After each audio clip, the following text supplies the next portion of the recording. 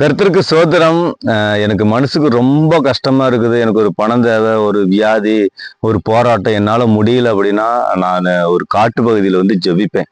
சரிங்களா? ரொம்ப நாளா நான் அப்படிதான் ஜெபிச்சுட்டு இருக்கிறேன். என்னோட ஜெபம் கேட்குது. அந்த காட்டு பகுதி உங்களுக்கு காட்டுறேன் பாருங்க. இந்த இந்த இடம் தான், வாங்க பாருங்க. எப்பயுமே எனக்கு ஒரு ஜெபம் பண்ணணும்னு தோணுச்சு, என்னோட ஜெபம் கேட்கணும் அப்படின்னு நினைச்சேன்னா, இந்த மாதிரி காட்டு பகுதியில் வந்து நான் தனியா முட்டி போட்டு நான் ஜெபிப்பேன். உடனே இப்படி முட்டி போட்டு, ஆண்டவரே என்னை எல்லாரும் கையை விட்டுட்டாங்க, ஆண்டவரே எனக்கு உதவி செய்யுங்க, ஆண்டவரே உதவி செய்யுங்க, நான் கண்ணீர் விட்டு நான் ஜெபிப்பேன். நான் ஆரம்பத்தில் குடிச்சிட்டு இருக்கும் போதும் கூட சரி, இந்த இடத்துல இருந்து நிறைய வாட்டி நான் கண்ணீர் விட்டு எனக்கு குடியிலிருந்து விடுதலை வேணும் ஆண்டவரே, அப்ப அந்த போதை பழக்கத்துல இச்சையான பழக்கத்துல இருந்து எனக்கு விடுதலை வேணும், நிறைய கண்ணீர் விட்டு நான் கையேந்தி ஆண்டவர் நோக்கி நான் கூப்பிடுவேன். அப்பெல்லாம் எனக்கு ஆண்டவர் எனக்கு அப்ப அந்த விடுதலை எனக்கு கொடுத்துட்டாரு. எனக்கு அப்படியே எனக்கு கண்ணீர் தான் வருது. எனக்கு அப்படியே அவ்வளவு சந்தோஷம். சரிங்களா? இந்த இடத்துல ஆண்டோடி வல்லமை அவ்வளவு பிரசனம் அப்படி இறங்கும். தனிப்பட்ட முறையில் ஜெபிக்க ஜெபிக்க ஜெபிக்க ஜெபிக்க நான் எந்தெந்த இடத்துல வெக்கப்பட்டு போனோம், அந்த இடத்துல ஆண்டு என்னை உயர்த்தி வச்சிருக்கிறார். சரிங்களா?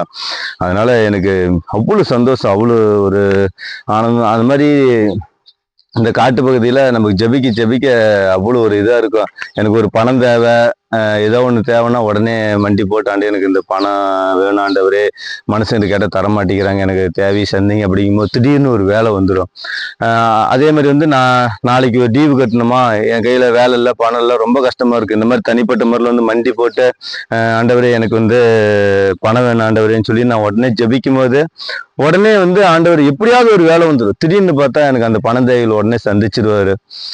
நிறைய பேத்துக்கு முதலாம் போய் ஜெபிச்சுன்னா ஜபமே கேட்காது. முதலாம் போய் ஜெபிச்சுன்னா அந்த ஜபமே கேட்காது. என்ன பண்ணும், இந்த மாதிரி காட்டுக்குள்ளார வந்து நான் ஜெபிப்பேன்.